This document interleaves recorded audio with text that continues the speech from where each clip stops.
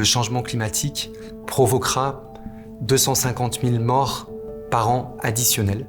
Si on n'agit pas aujourd'hui, 3 maladies émergentes sur 4 proviennent des animaux. Le système de santé international construit depuis la Seconde Guerre mondiale a vécu. Malgré la crise du Covid, les moyens alloués à la santé se réduisent dans le monde entier. Les menaces sanitaires et épidémiques s'aggravent. Changer les pratiques, les politiques de santé et les systèmes financiers devient urgent. C'est pour parler de ces sujets que Cartes sur table reçoit Camille Péréan, responsable adjoint de la division santé et protection sociale de l'Agence française de développement. Bonjour Camille. Bonjour. Alors la règle du jeu est simple. Tu as devant toi un tas de cartes. Sur chacune de ces cartes se trouve une question. Certaines sont personnelles, d'autres touchent à ton métier.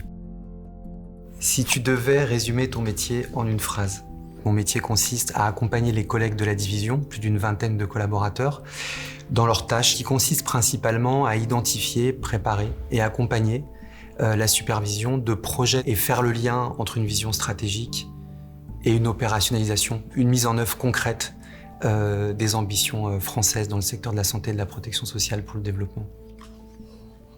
Quel impact le changement climatique a-t-il sur la santé humaine ? Le climat aujourd'hui est un enjeu sanitaire majeur. Tout le monde peut aujourd'hui se rendre compte que les inondations, les vagues de chaleur ont des impacts très immédiats sur la santé des populations et qui causent aujourd'hui des centaines de milliers de morts dans le monde. On sait aujourd'hui, puisque c'est documenté, notamment par l'OMS, que le changement climatique provoquera 250 000 morts par an additionnels si on n'agit pas aujourd'hui sur la protection de l'environnement et du climat. Et donc, lorsqu'on agit sur le climat, on agit sur la santé.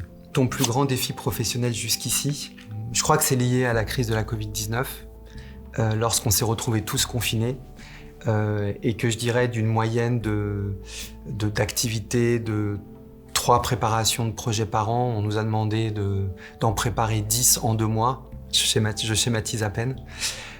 Tout ça depuis chez nous, souvent avec des liaisons, des connexions qui étaient très endommagées. Et donc, par exemple, je me suis retrouvé à instruire un financement budgétaire pour le Rwanda via WhatsApp avec le ministère des Finances et de la Santé du pays partenaire également confiné. Et c'est un souvenir très fort. Face au risque de pandémie, que peut faire l'AFD ? La première leçon qui est cardinale, c'est qu'il faut combattre l'épidémie là où elle survient. Si un pays est capable de détecter un virus en quelques jours et non pas en quelques semaines, on a la possibilité d'éviter une pandémie mondiale. Et donc c'est là où l'AFD peut avoir et a eu un rôle à jouer important, d'abord en mettant à disposition de nos pays partenaires des financements pour pouvoir réagir le plus rapidement possible à la crise.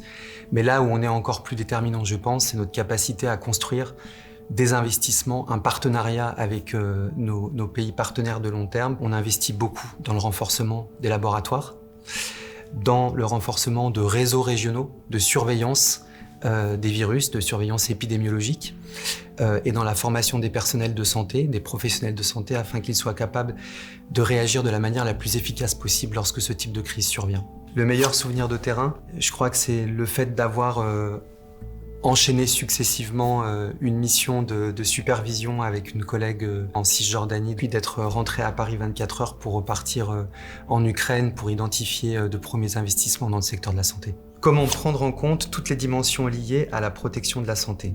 On sait aujourd'hui que 3 maladies émergentes sur 4 proviennent des animaux. Et donc il y a aujourd'hui une imbrication très forte entre la santé humaine, la santé animale, mais aussi la santé des écosystèmes. Et donc, c'est ce qu'on appelle le concept One Health. Aujourd'hui, par exemple, on accompagne des réseaux de surveillance qui permettent de croiser des données pour être beaucoup plus précis dans notre surveillance et dans notre capacité à détecter des virus qui pourraient avoir des impacts très importants sur les populations. Donc cette approche One Health, on la considère aujourd'hui comme une approche déterminante pour protéger la santé des populations de demain. Une chose que tu aurais aimé savoir en arrivant à l'AFD, que ce serait parfois difficile et que ça deviendrait probablement ma deuxième maison. Des fois peut-être même un peu trop. Pourquoi soutenir l'autonomie sanitaire de nos pays partenaires? L'enseignement de la crise de la Covid-19 nous a montré que les pays qui ont le mieux répondu, le mieux réagi, sont des pays qui avaient assez fortement investi dans leur système de santé. Première leçon, il faut investir de façon préventive dans les systèmes de santé. La deuxième leçon qu'on tire de cette crise-là, c'est que très spontanément et très logiquement, les pays, les États vont prioritairement protéger leur population.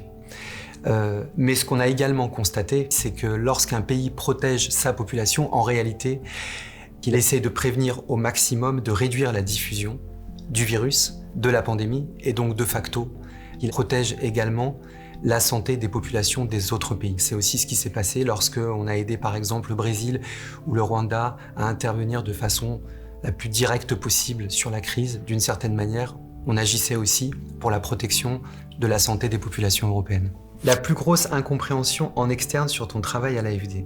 Je dirais qu'il y a un peu schématiquement deux types de réactions. La première, que je trouve très positive, c'est plutôt « Ah, c'est super ce que vous faites, mais pourquoi vous le faites pas en France ?» Et donc voilà, il faut expliquer que la France a d'autres outils et qu'elle a aussi des investissements dans ces secteurs. Et puis une réaction peut-être plus critique qui est « Mais finalement, à quoi ça sert tout ça ?» Et j'espère que ma réponse aux premières questions de cet échange contribueront à alimenter l'argumentaire. Explique l'AFD à quelqu'un qui ne nous connaît pas.